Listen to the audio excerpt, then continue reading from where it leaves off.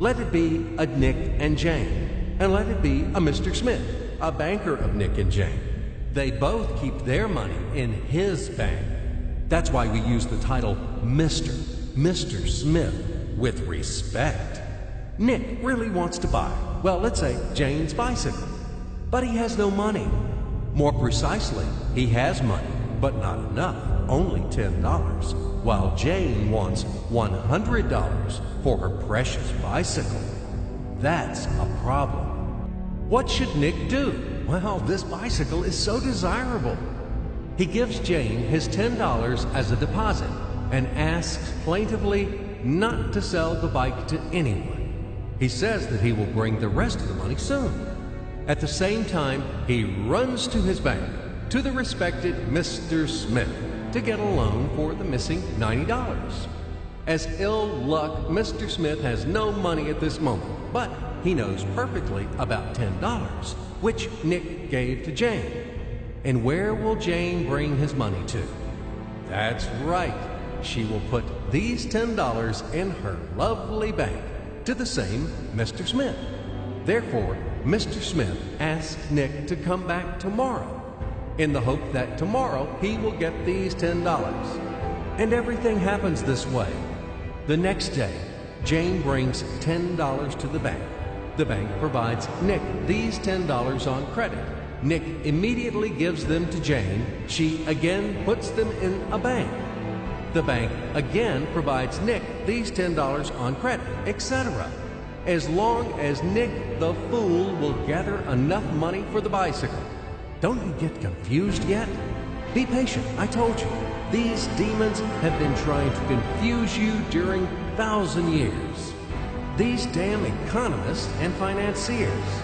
But anyway, we will figure everything out. So what do we have in the end? Nick finally got the bike from Jane. Wow!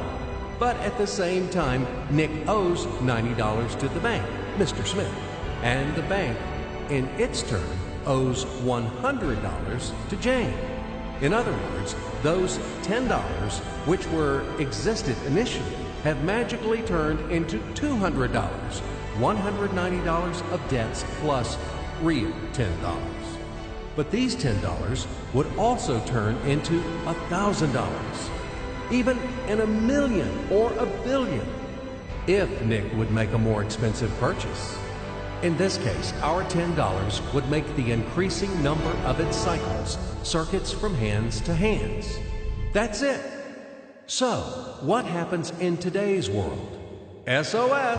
It appears that banks also make money out of thin air and multiply them. Not only Fed can produce money, but banks either. In short, everybody can do this, except you and me.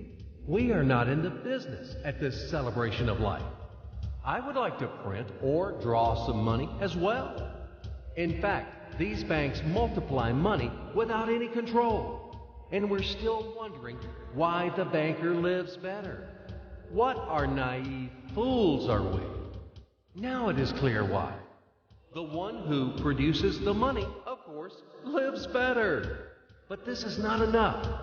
From this moment, poor Nick will never be able to repay his debts owed to the bank, no matter how hard he would work. Silly Nick doesn't know it yet, that he's in slavery to the bank, in credit bondage forever, because those $90, which he owes to Mr. Smith, do not exist in nature at all. Sly Mr. Smith made his money out of nothing. He created them out of thin air, just one click. And $10 turned into $200. Yes, but you can object